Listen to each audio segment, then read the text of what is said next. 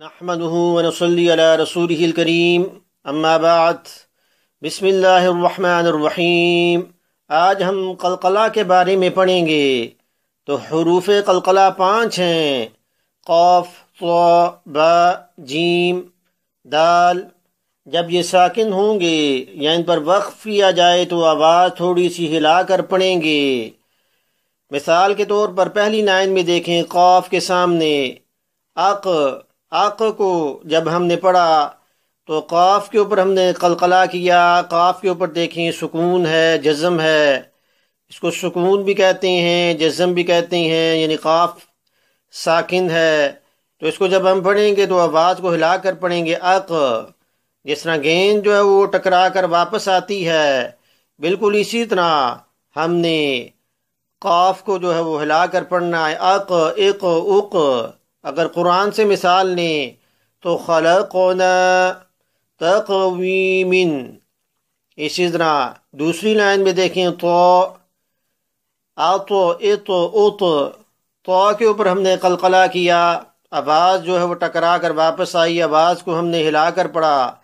اسی طرح قرآن سے مثال اگر لیں تو محیط، تو کے اوپر ہم نے قلقلہ بھی کیا اور محیط ہم نے وقف بھی کیا۔ اسی طرح تیسری لائن میں دیکھیں، با کے سامنے اب، اب، اب۔ با کے اوپر ہم نے قلقلہ بھی کیا، اور اسی طرح اگر قرآن سے اگر مثال لیں تو کسب، با کے اوپر قلقلہ بھی ہوا اور ہم نے کسب ہم نے وقف بھی کیا۔ تو اسی طرح چوتھی لائن میں دیکھیں، جیم، اج، اج، اج۔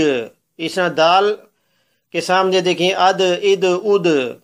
تو یہ 5 حروف ہیں، ان کا مجموعہ ہے قطب جدین، یعنی یاد کرنے میں آسانی کے لیے یہ مجموعہ ہم جو ہے وہ یاد کر سکتے ہیں۔ قلقلہ will be performed when qalqala letters have sukoon, jazm on them, then they will be read with an echoing or jerking sound. The letters of qalqala are qaf, ta, ba, jim, dal. The acronym through which you can remember them all is qutubu jaddin. For example, in the first line, qaf, in the front of the qaf there is aq, iq, uq. Qaf having sukoon or jazm, we perform the qalqala on the qaf. Sound is bounced back, or with the jerking sound. With jerking sound, we have to read qaf. An example from the Quran is the khalaqna. Qalqala is performed on the qaf. In the second line, ta. In the front of the ta there is at, it, ut. We perform the qalqala on the ta. Sound is bounced back, or we read with the jerking sound. And in the example from the Quran is the muhit. We perform the qalqala on the ta. We also perform the waqf. So muhit. In the third line, in the front of the ba is ab, ib, ub.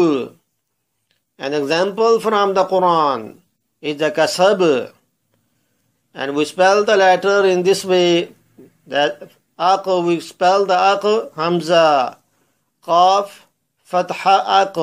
Or we also spell the hamza, qaf, zabar, aq.